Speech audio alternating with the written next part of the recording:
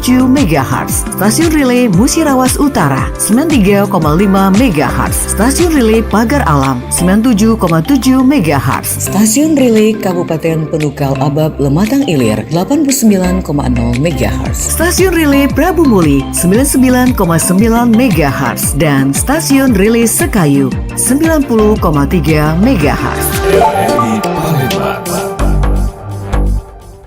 Kanal informasi dan inspirasi 92,4 FM Pro 1 RRI Palembang.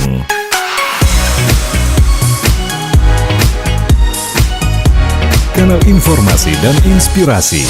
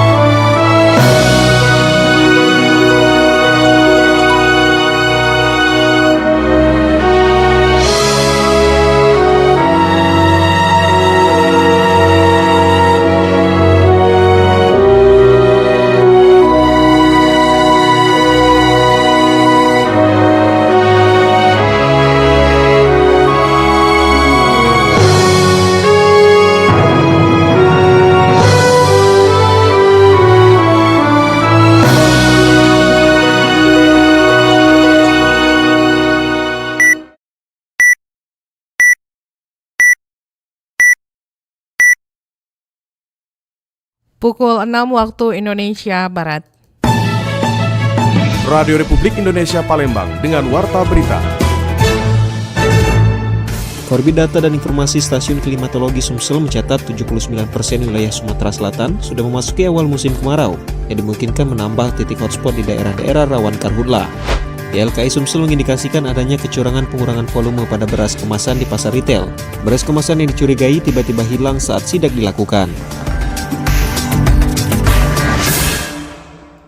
Pendengar, itulah di antaranya beberapa informasi yang kami hadirkan pagi ini edisi Rabu 23 Juli 2025 yang dihimpun tim redaksi Radio Republik Indonesia Palembang. Saya Tata Edins, kita mulai dengan informasi yang pertama.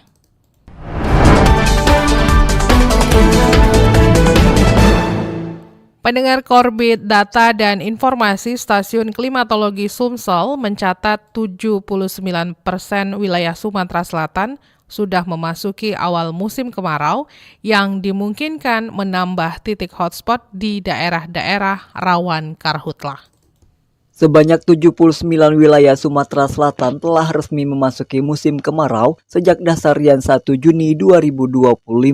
Hal ini berdasarkan pemutakhiran data iklim yang mencatat 11 dari 14 zona musim atau ZOM di provinsi tersebut mengalami penurunan curah hujan secara signifikan. Kondisi ini menjadi perhatian serius terutama terkait meningkatnya potensi kebakaran hutan dan lahan atau karhutlah. Koordinator Bidang Data dan Informasi Stasiun Klimatologi Sumatera Selatan Nandang Pangawibowo mengungkapkan bahwa sebagian besar wilayah Sumatera Selatan telah memasuki awal musim kemarau yang berpotensi memunculkan titik-titik panas atau hotspot di daerah rawan karhutlah yang dapat berdampak pada meningkatnya resiko kebakaran di wilayah-wilayah yang dianggap rawan karhutlah. Iya, kan ini periodenya saat ini periode musim kemarau. Kita telah mencatat ya, bahwasanya sebesar 79% di wilayah Sumatera Selatan itu sudah memasuki awal musim kemarau dan sedang berada di fase musim kemarau. Hanya 3 zona musim yang di Sumatera Selatan ini di wilayah Sumatera Selatan bagian selatan itu masih terdeteksi masih ada hujannya, khusus seperti di Kabupaten Oku Selatan, dan sebagian Oki bagian selatan. Ditambahkan Nandang, meski sempat terjadi kemarau basah di awal Juli 2025, sebagian besar wilayah Sumatera Selatan kini mencatat curah hujan di bawah 50 ml per dasarian. Hanya beberapa wilayah seperti Ogan Komering Ulu dan Ogan Komering Ilir yang masih menerima curah hujan di atas ambang batas tersebut.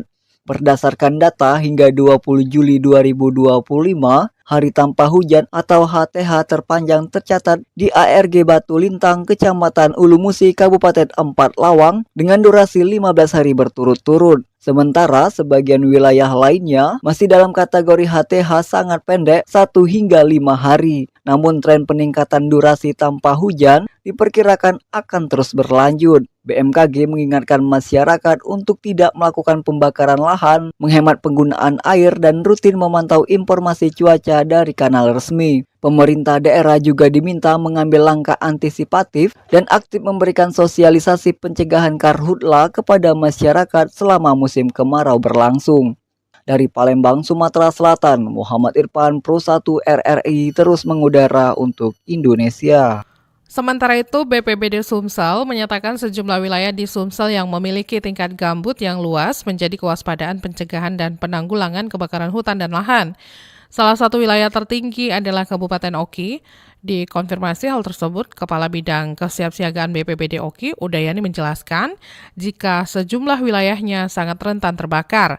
Bahkan berkaca dari tahun sebelumnya, wilayah Kecamatan Pampangan hingga wilayah tol sangat rentan terbakar. Kita berkaca dari beberapa tahun terakhir terkait kebakaran hutan itu yang menjadi fokus mungkin wilayah Pampangan, Tulung Selapan, Pangkalan Lampam, kemudian daerah Sepucuk dan daerah tol gitu Pak, daerah Jawi. Oke. Udayani juga mengungkapkan jika saat ini koordinasi dengan perusahaan perkebunan dan kehutanan terus ditingkatkan. Menyusul kondisi cuaca panas yang ekstrim masih terjadi bahkan mengkhawatirkan untuk potensi karhutla. Selanjutnya pendengar, kita dengarkan seperti apa tanggapan masyarakat.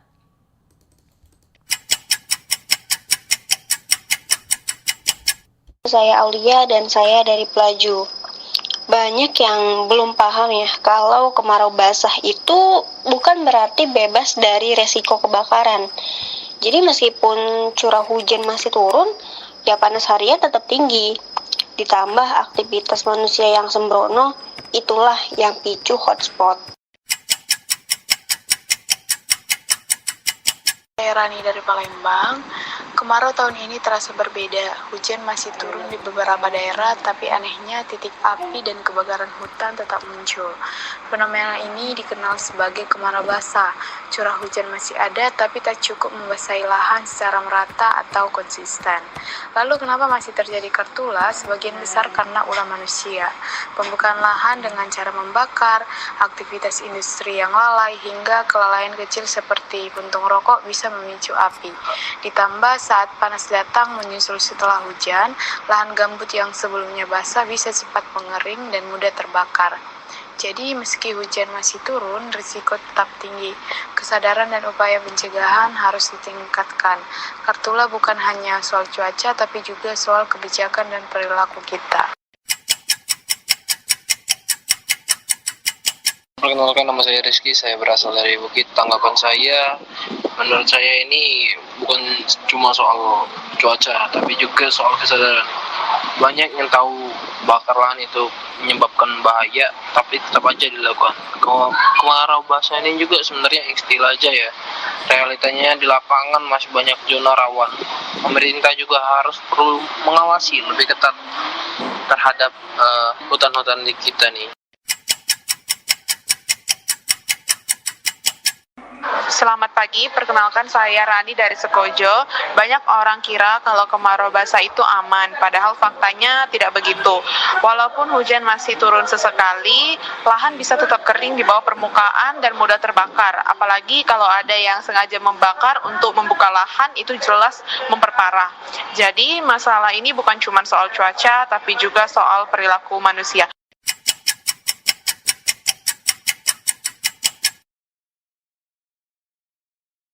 Dan selanjutnya pendengar, salah satu daerah yang rawan terdampak karhutla adalah Kabupaten Musi Banyuasin atau Muba yang memiliki kawasan hutan dan lahan gambut cukup luas dan sering menjadi perhatian nasional dalam isu kebakaran hutan dan lahan atau karhutla.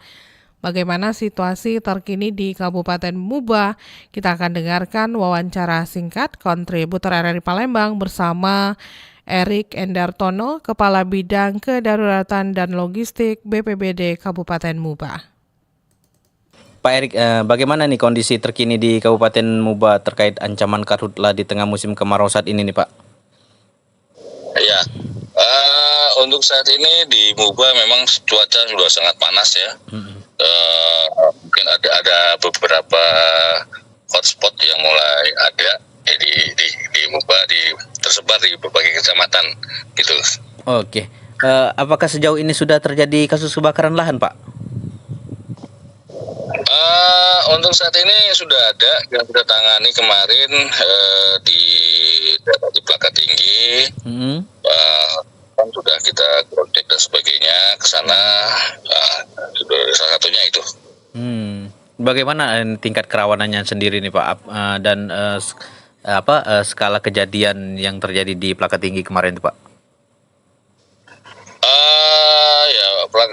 Kebanyakan kalau ini untuk saat ini kebanyakan itu buka lahan ya, buka lahan terpantau oleh hotspot, terpantau oleh aplikasi.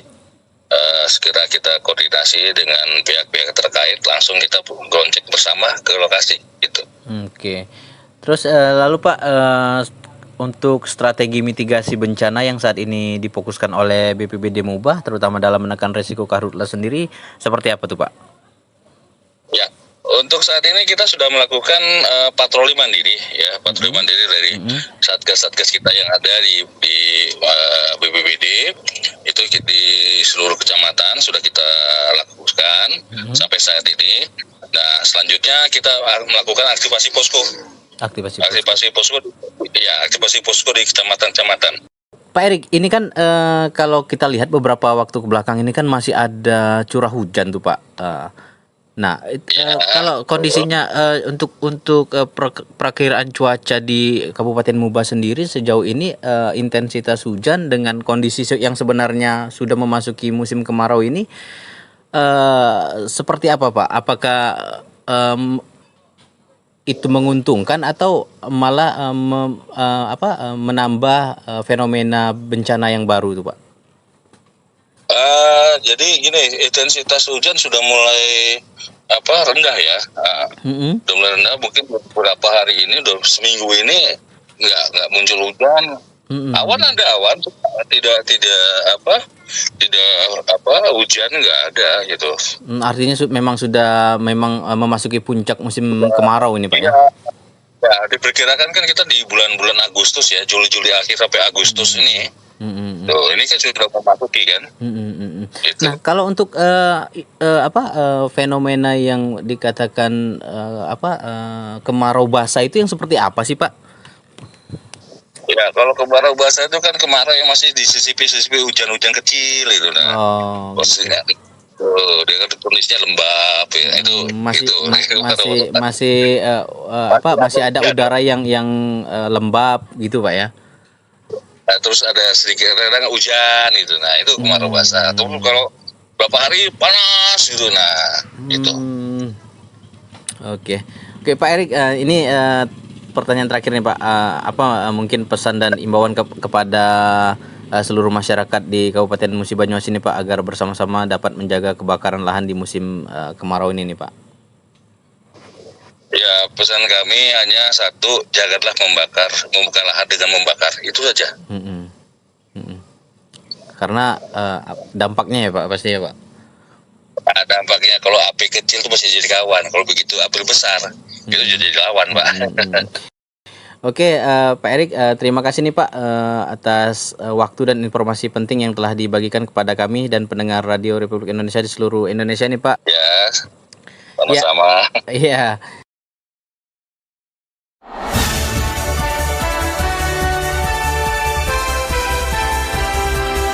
Warta Berita Radio Republik Indonesia Palembang.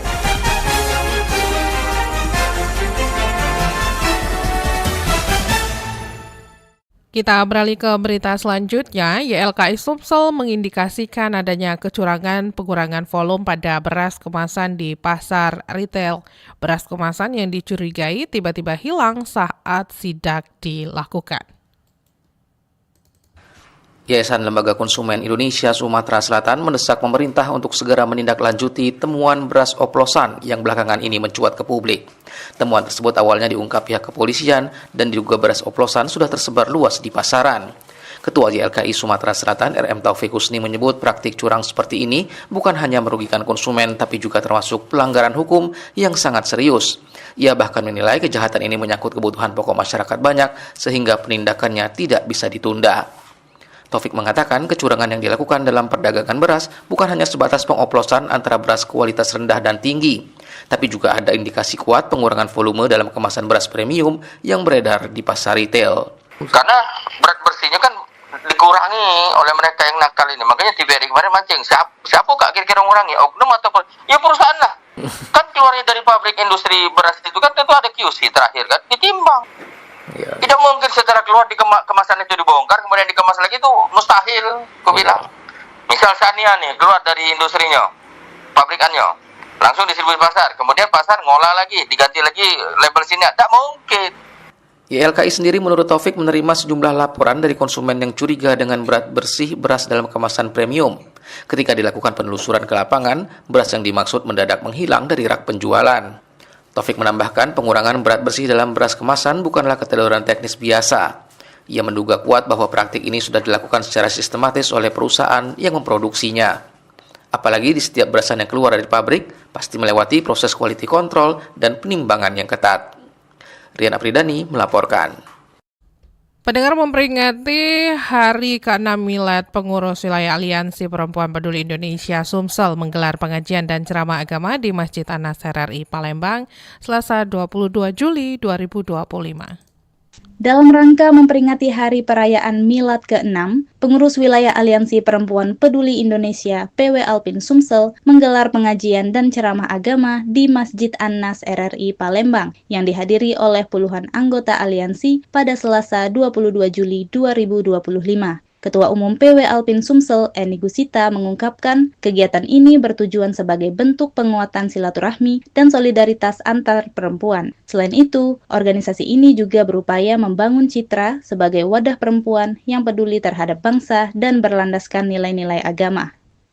Harapan kami ya, Alpin Sumsel ini bisa dikenal masyarakat sebagai suatu wadah perempuan yang memang peduli terhadap bangsa, karena kita salah satu visi kita itu selain silaturahmi memberikan kontribusi untuk negara berdasarkan nilai-nilai agama.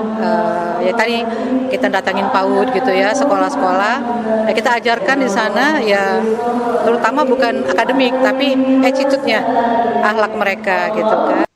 Ditambahkan Eni, sebagai perwujudan visi tersebut, Alpin Sumsel aktif mendatangi PAUD dan sekolah-sekolah untuk memberikan pembinaan karakter kepribadian sejak dini dibandingkan dengan akademik. Eni berharap dengan adanya kegiatan ini dapat menjadi wadah bagi perempuan untuk memperkuat solidaritas antar anggota Alpin di Sumatera Selatan, seperti dari Palembang, Pagar Alam, Banyuasin, Prabu Mulih, dan Ogan Ilir.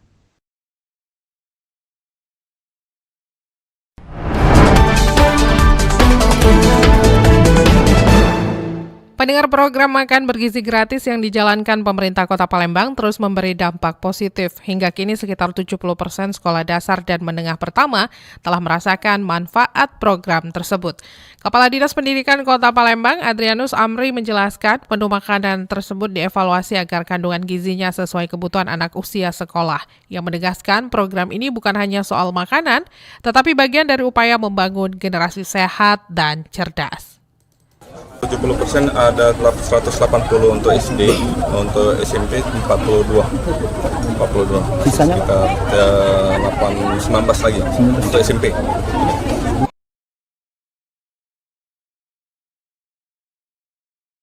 Sementara itu 30% sekolah lainnya, terutama 19 SMP, masih menunggu giliran layanan.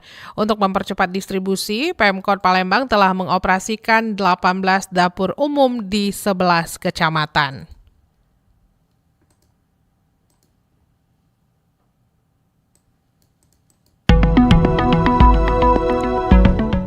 Sekian warta berita produksi Radio Republik Indonesia Palembang. Sebelum berpisah, kami sampaikan kembali topik berita aktual pagi ini, di antaranya Korbit Data dan Informasi Stasiun Klimatologi Sumsel mencatat 79% wilayah Sumatera Selatan sudah memasuki awal musim kemarau yang dimungkinkan menambah titik hotspot di daerah-daerah rawan karhutla.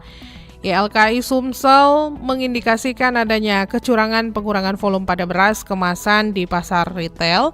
Beras kemasan yang dicurigai tiba-tiba hilang saat sidak dilakukan. Informasi lainnya pendengar dapat Anda akses melalui website kami di rri.co.id dan WhatsApp channel di RRI Palembang. Juga ikutilah media sosial terverifikasi kami, Facebook, Instagram, TikTok, dan X @RRI Palembang. Kami juga membuka ruang aspirasi bagi Anda untuk menyampaikan sejumlah persoalan dan peristiwa yang berada di sekitar Anda melalui line WhatsApp dan juga SMS di 0821 7927 9090 serta pesan chat melalui aplikasi RRI Digital. Saya Tata Edin, RRI terus mengudara untuk Indonesia.